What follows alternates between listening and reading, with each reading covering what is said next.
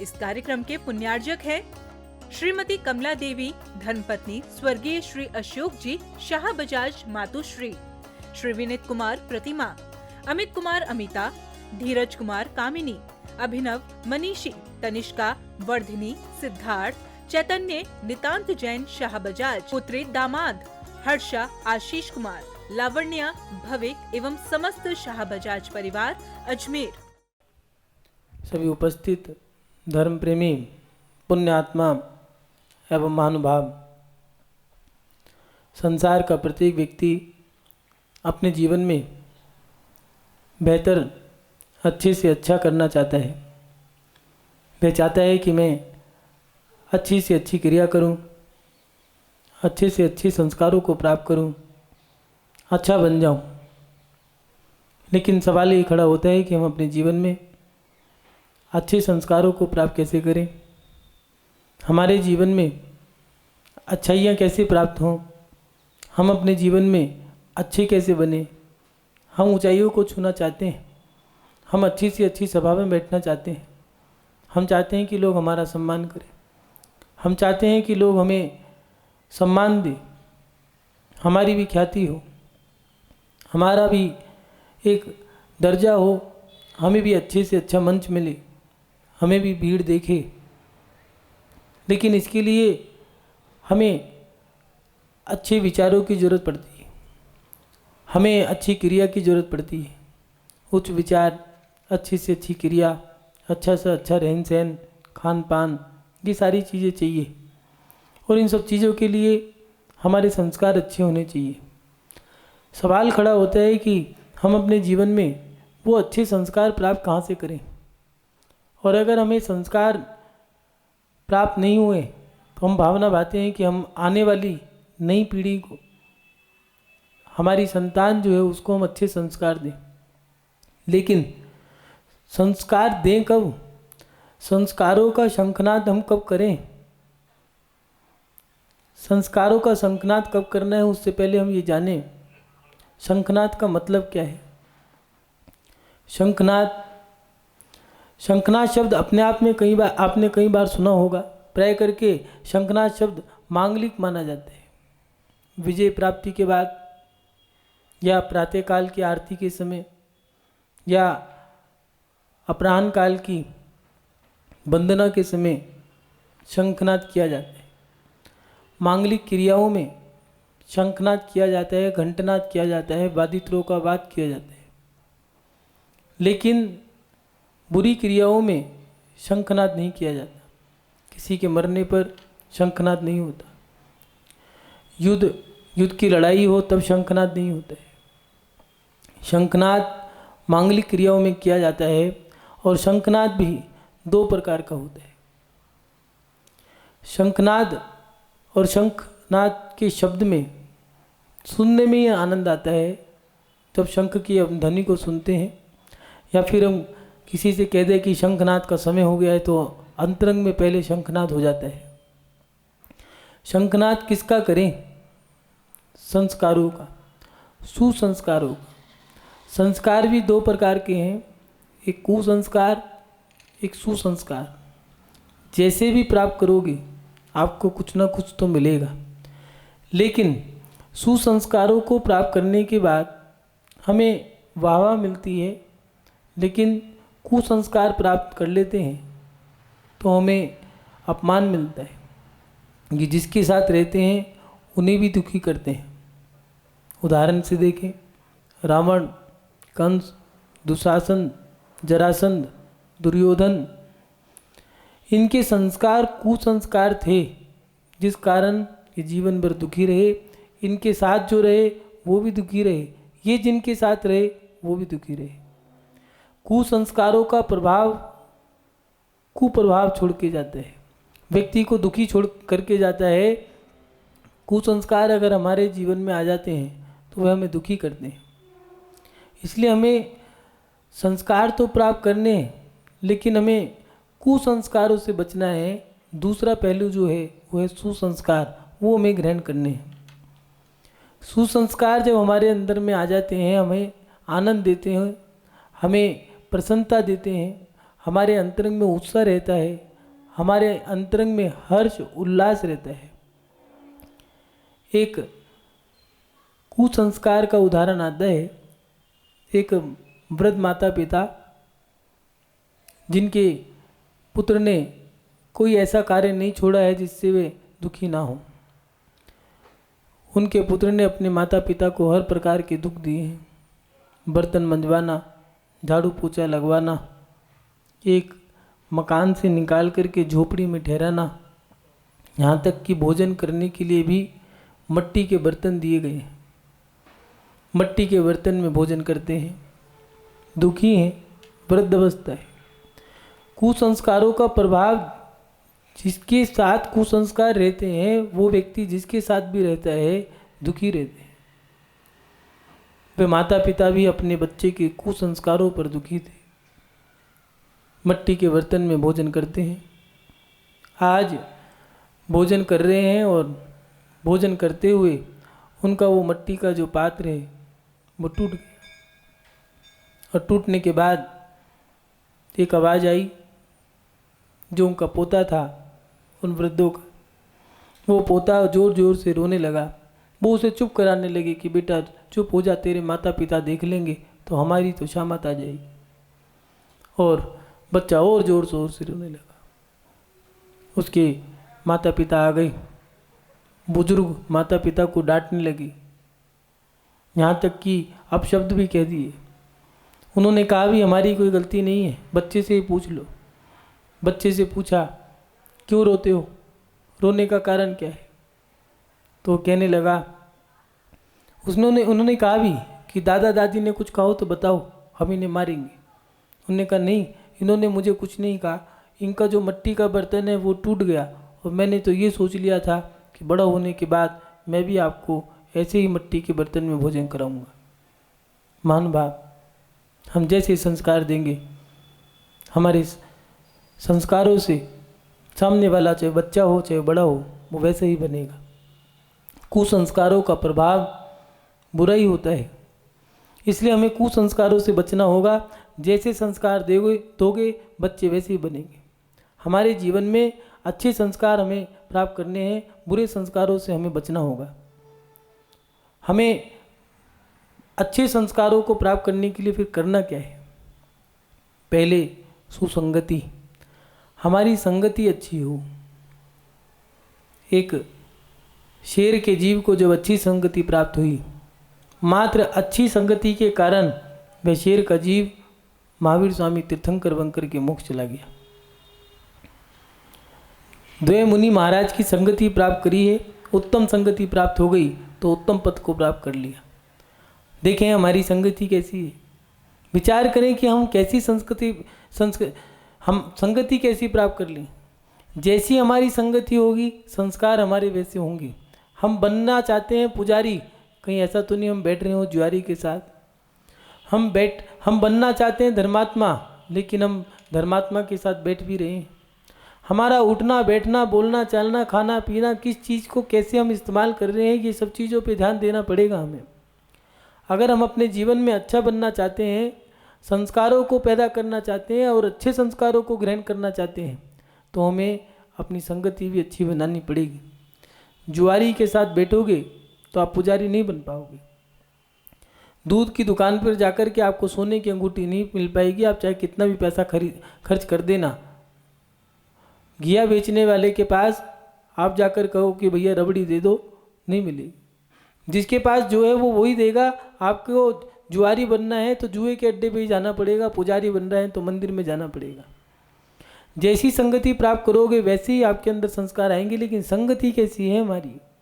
आज के समय में हमें अपनी संगति को भी देखना होगा कि हमारी संगति कैसी है। आज लोगों की संगति, वे बनना चाहते हैं सच्चे धर्मात्मा, लेकिन कहीं ऐसा तो नहीं बैठ रहे हो झूठे धर्मात्माओं के साथ। हमें जाना है मंदिर, लेकिन कौन सी बस में बैठे हो, आप कौन सी यात्रा कर रहे हो और किस बस में बैठे हो, इस पे भी ध्यान देना पड़ेगा।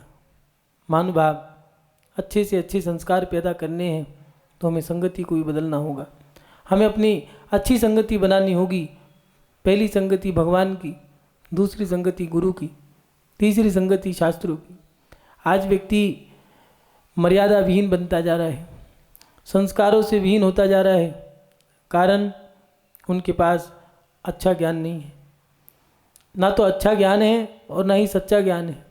ज्ञान भी दो प्रकार के होते हैं, एक अच्छा और एक सच्चा, और उसके भी दो पहलू हैं, एक बुरा और एक झूठा।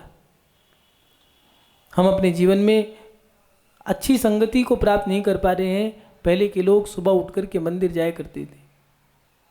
वो परपाठी अब गई, अब तो बिस्तर में ही चाय चाहिए, सुबह उठते के साथ ही पोहा चाहिए, नहा धो करके ऑफिस चले गए, मंदिर का समय गया, रात को आए मंदिर बंद।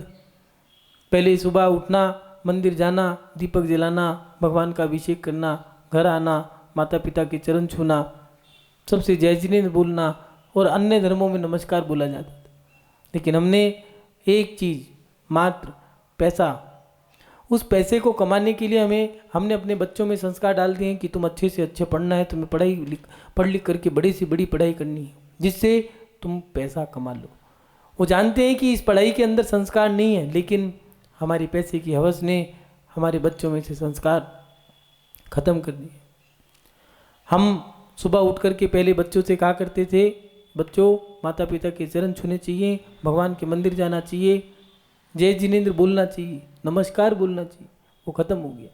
अब सुबह उठते के साथ ही हमें टीवी चाहिए, मोबाइल चाहिए, चाय चाहिए, नाश्ता चाहिए, नहा धो करके सीधा ऑफिस गए। बच्चे हैं तो स्कूल जाओ।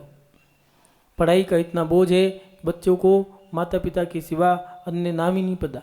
पहले 5 पीढ़ी तक के नाम याद रहते थे, परदादा, दादा, पिताजी, भाई, चाचा, काका, इन सब के याद नाम रहते थे। अब तो सीधा एक शब्द इस्तेमाल कर लिया, अंकल, बस हो गया काम। एक शब्द माता पिता का नाम याद कर लिया, बाकी सब अंकल जी और आंटी जी। माँ को मोम कह दिया, पापा को फू। पहले पोप था, डेड था, डेड के बाद पोप आया, अब तो सीधा फू हो गया, फू मार करके उड़ा दो। माँ को मुँह कह दिया, मोम की जगह अब तो मुँह आ गया, मुँह, माँ भी आ गई। बेटे की जगह बेटू। कैसे कैसे हम शब्दों का इस्तेमाल कर रहे हैं, कैसे कैसे हम संस्कार दे रहे हैं, कैसी कैसी हमारी संगति है। विचार करना होगा, जैसे हम संगति करेंगे संस्कार भी हमारे अंदर वैसे ही आएंगे। मन भाव, हमें अच्छी संगति को भी प्राप्त करना होगा, और उसके साथ साथ संस्कारों को भी देना होगा। संस्कारों का प्रभाव भी पड़ता है, लेकिन संस्कार कब दें, संस्कारों का शंखनाद कब करें। पूज्य आचार्य भगवंत आचार्य श्री वात्सल्य रत्नाकर विमल सागर एक दिन हार करके आए थे, और एक महिला उनके पास जाकर के कहती है, आचार्य श्री हमारी संतान हुई है, 3 महीने की हो चुकी है, संस्कारों को कब से देना शुरू करें, आप बताइए, अच्छे मुहूर्त में संस्कार देंगे। तो आचार्य श्री विमल सागर जी ने कहा कि तुम तो 1 साल लेट हो चुकी, 1 साल की देरी कर दी, अब क्या संस्कार दोगी। मतलब संस्कार तो बच्चों को गर्भ से देने चाहिए। 9 महीने गर्भ के और 3 महीने जन्म लिए हो गए, 12 महीने पूरे हो चुके, अब क्या संस्कार दोगी, अब तो इसमें संस्कार जा चुके। संस्कारों को हमें अगर देना है, संस्कारों का शंखनाद करना है, तो हमें गर्भ अवस्था से पहले से ही संस्कार देने शुरू करने होंगे। किसी नीतिकार ने बहुत अच्छी बात लिखी है कि किसी देश को अगर चोर बनाना है, साइंटिस्ट बनाना है, या उसको आध्यात्मिक बनाना है, तो उस बच्चे के उस देश में अगर ये चीज़ें आपको करनी है, टेक्नोलॉजी पैदा करनी है, तो वहाँ पर उस देश की जो बालिकाएं हैं, उन बालिकाओं को और उनकी माताओं को आप वो किताब पढ़ानी शुरू कर दो, 100 साल के अंदर वो देश वही बन जाएगा। जापान में टेक्नोलॉजी वाले बच्चे पैदा होते हैं, अमेरिका और जर्मनी में साइंटिस्ट पैदा होते हैं, भारत के अंदर शास्त्रों को पढ़ाते हैं, इसलिए संस्कारवान पैदा होते हैं बच्चे। जैसी संगति हम करेंगे वैसे अंदर हमारे संस्कार आएंगे। संस्कारों को देने के लिए भी समय है। माता बहनों को अपने गर्भ के समय से ही बच्चों को छोटी उम्र से ही अच्छे संस्कार देने हैं। उन बच्चों के बड़े होने के बाद जब वो शादी ब्याह करते हैं, उसके बाद जब संतान पैदा होती है, वो संतान वैसी ही पैदा होती है जैसे उन बच्चों में संस्कार थे। लेकिन हम आज के समय में कैसे संस्कार दे रहे हैं। देखें, एक माँ मोबाइल चला रही है, गर्भवती है, और वो बच्चा पैदा हुआ है। 1 साल का बच्चा आज मोबाइल चलाना जानता है। वो कह रहे किसने सिखाया? किसी ने नहीं सिखाया, उसकी माँ ने ही सिखाया है। गर्भ के समय में गर्भवती थी तो उस समय में उसने मोबाइल चलाया। उसको बच्चे को 1 साल के, जो आज 70 साल के व्यक्ति को नहीं आता है, 80 साल के व्यक्ति को नहीं आता मोबाइल चलाना, वो मोबाइल 1 साल का बच्चा चला लेता है। कारण, जैसे उन्होंने करा वैसे वो बच्चे कर रहे हैं। जो बच्चों को पैसे दो पकड़ लेंगे। और ये किसने सिखाया? उसकी माँ ने सिखाया। उन्होंने उसकी माँ से पूछा, हमने तो कुछ कहा ही नहीं इसको। तुमने नहीं कहा। उस गर्भ के समय में, गर्भवती के जब तुम गर्भवती थे उस समय में तुम्हारे कैसे परिणाम थे, तुमने कैसी क्रिया करी, छल कपट की क्रिया करी, तो आपके संस्कार बच्चों में आ गए। हम बच्चे छल कपट करना जानते हैं। माता पिता बच्चों के सामने कैसी क्रिया करते हैं।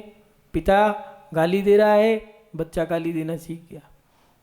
पिता मोबाइल पे बात कर रहा है और किसी ने पूछा कहाँ पर हो, बच्चे के साथ बैठा है, मकान में बैठा है, कह रहा मैं मार्केट में हूँ, बाजार में हूँ, स्कूटर पे हूँ, अभी आ रहा हूँ, जल्दी आ रहा हूँ।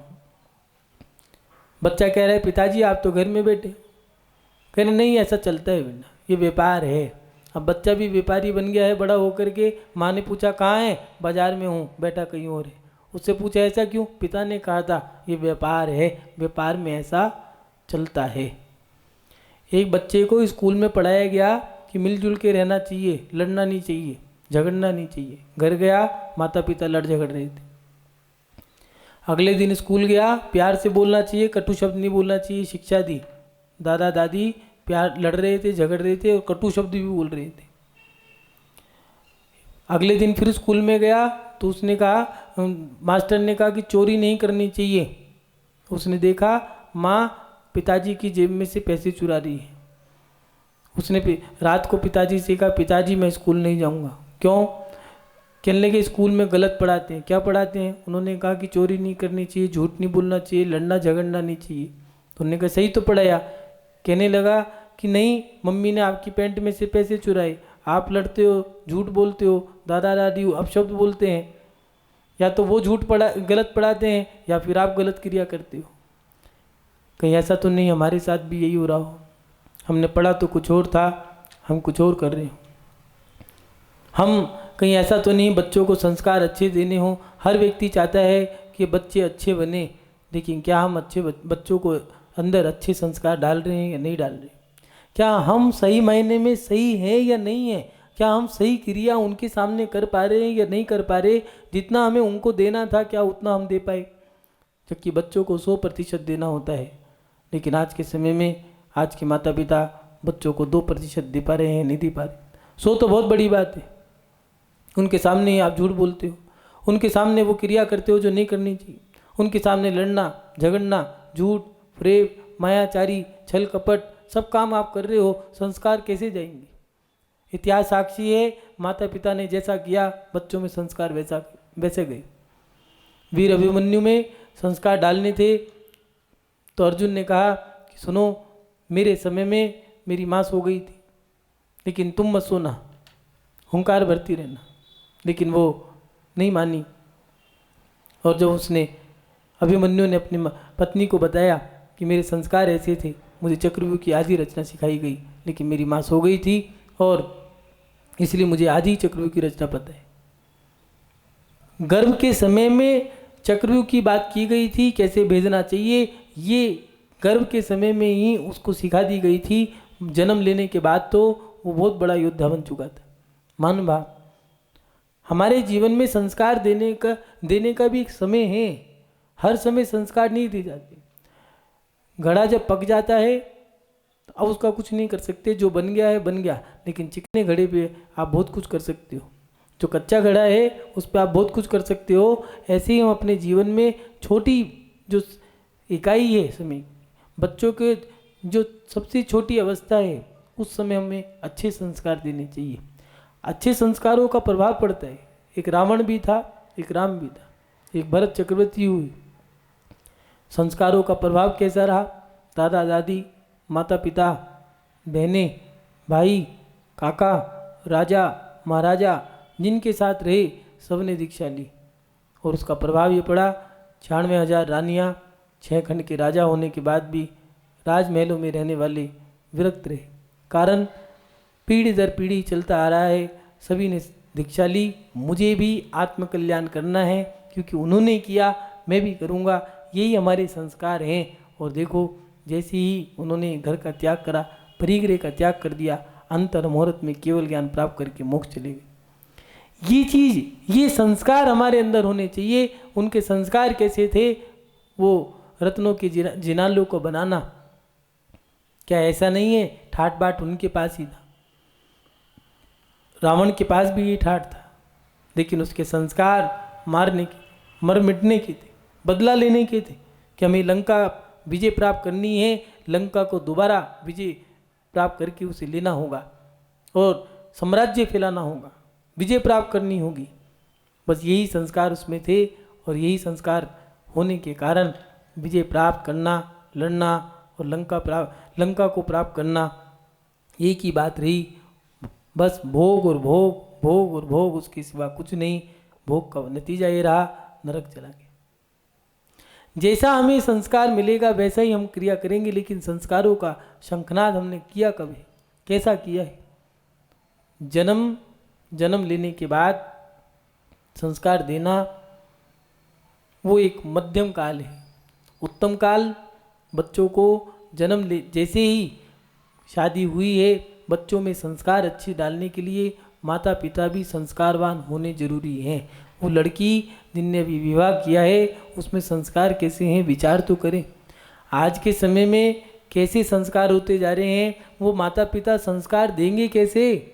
उनमें खुद ही नहीं है। भगवान की पूजा करने को कह दे तो अर्घ चढ़ाना नहीं आता है, भगवान का अभिषेक करने को कह दो तो उनको क्रिया ही नहीं पता है, उपवास करने को कह दो तो उनको यही नहीं पता उपवास कैसे करना है। कई महिलाएं शादी कर ली हैं, शादी करने के बाद अब उनके घर में सब पूजा करने वाले हैं, उनका मन भी होता है मैं भी पूजा करूं, लेकिन आते नहीं। अब कोई बच्चा हो, सुनो हम भी तुम्हारे साथ पूजा करेंगे, इसलिए नहीं कि मुझे सिखा दो, उसे पता ना लगे मुझे पूजा नहीं आती है, इसलिए धीरे से उसके साथ बैठ गए जिससे कि हम भी पूजा करना सीख जाए। हमें पूजा करनी नहीं आती, कई लोगों को तो बैठना ही नहीं आता, बोलने की तहजीब नहीं है, इज्जत ही नहीं रही। अब तो कैसी कैसी हमारी क्रियाएं हैं और हम जैसी जैसी क्रिया कर रहे हैं वैसा वैसा प्रभाव पड़ रहा है। पहले माँ सर ढक के रहती थी घर के अंदर, पिता अपनी मर्यादा में रहते थे, तो बच्चे डर के रहते थे, अदब कायदे कानून से रहते थे।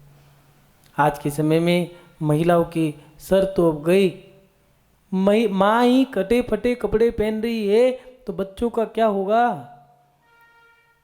पिता गाली दे रहा है, बच्चे गाली दे रहे हैं। माता पिता बाजार का खा रहे हैं, बच्चे बाजार का खा रहे हैं। माता पिता 2 नंबर का काम कर रहे हैं, चोरी कर रहे हैं, बच्चा भी चोरी का काम कर रहा है। माता पिता परेशान हैं, सुधर जाए, सुधार दे, कोई कुछ प्रभाव पड़ जाए, कोई गुरु का आशीर्वाद लग जाए, आशीर्वाद कोई काम नहीं करेगा। संस्कार ही चोर के दिए हैं, तो संस्कारों के, उस चोर के संस्कारों से कोई साहूकार नहीं बन सकता। जैसे संस्कार होंगे हम वैसे ही करेंगे।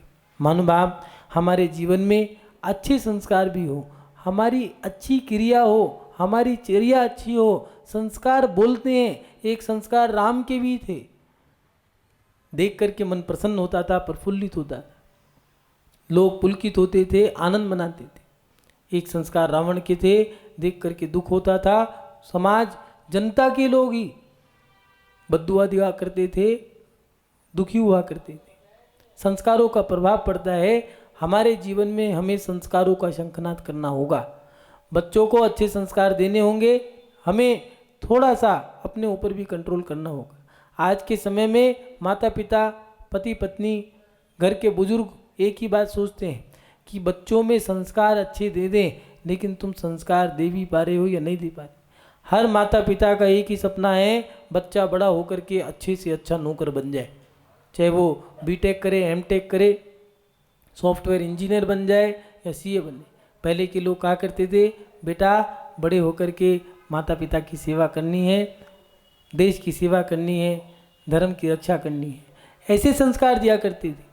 आज के समय में हम तो एक बच्चा करेंगे बस, ज़्यादा हो तो एक लड़की, क्यों एक बेटी, इसलिए जो भी त्यौहार आएगा तो उस पर वो राखी बांधने के समय में राखी बांध देगी, दिवाली पे तिलक लगा लेगी। मेरे बेटे को किसी प्रकार की कमी ना खले, इसलिए एक बेटी और एक बेटा। बेटा किस लिए, बुढ़ापे में हमारी लाठी का सहारा बन जाए, हमारा जीवन गुजर जाएगा, बस हम एक, हमारे कोई नहीं।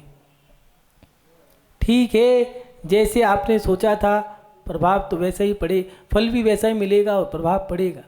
बच्चा बड़ा हो गया है, वो भी कह रहे, पति पत्नी शादी कर लिया उसने भी अपनी संतान को जन्म दे दिया, वो भी कह रहे हम दो, हमारा बेटा, बाकी हमारा कोई नहीं। माता पिता कहें हम किसके हैं, किसी के नहीं। अब तुमने जैसा किया वैसा भरो, अनाथ आश्रम में डालिया है, वृद्धाश्रम में डालिया है। रिजल्ट हमारे सामने है, जैसा हम कर रहे हैं वैसा ही हमें मिलेगा। हम कैसे संस्कार दे रहे थे, हमारी चर्या कैसी थी। माता पिता सोचते हैं बच्चों के आदर्श माता पिता भगवान होते हैं, भगवान बच्चों के आदर्श नहीं होते, गुरु भी नहीं होते। आप लोग सोचते हो बच्चों के आदर्श गुरु या भगवान हो, नहीं, वो उनके पूजनीय है। भगवान, देव, शास्त्र, गुरु ये तो उनके पूजनीय है। बच्चों के आदर्श माता पिता है। जैसा माता पिता करेंगे बच्चे वैसा करेंगे। पिता शराबी है तो देखना बच्चा भी शराबी निकलेगा। देख लेना, पुराने बुजुर्गों की कहावत थी, जुआरी का बेटा जुआरी, शराबी का बेटा शराबी, पुजारी का बेटा पुजारी। जैसा करोगे वैसा मिलेगा। कई लोग गुटखा खाते हैं और वो कहते हैं कि बच्चे अच्छे हो जाएं। वाह, खुद तो तुम बुरे बने रहो और बच्चों से तुम चाहो कि वो खुद तो तुम रावण, बच्चे बन जाए राम। वाह रे वाह, ऐसा नहीं हो सकता। ताली दो हाथ से बजती है, न्याय पूरा सटीक करना होगा। जैसे माता पिता है, राम जैसे पुत्र प्राप्त करने के लिए दशरथ जैसा पिता भी होना जरूरी है। लेकिन हम चाहते हैं पुत्र तो हो हमारे राम जैसा, पिता हम चाहे रावण हो, चाहे हम कंस हो, चाहे हम जरासंध हो। हमें अपने जीवन में अच्छे से अच्छे संस्कार पैदा करने होंगे। पहले अपने अंतरंग में हमें भगवान की पूजा, गुरुओं की सेवा, अपने बड़े बुजुर्गों की आज्ञा का पालन करना, मर्यादा में रहना, शील का पालन करना और अपने व्रत नियम का पालन करना।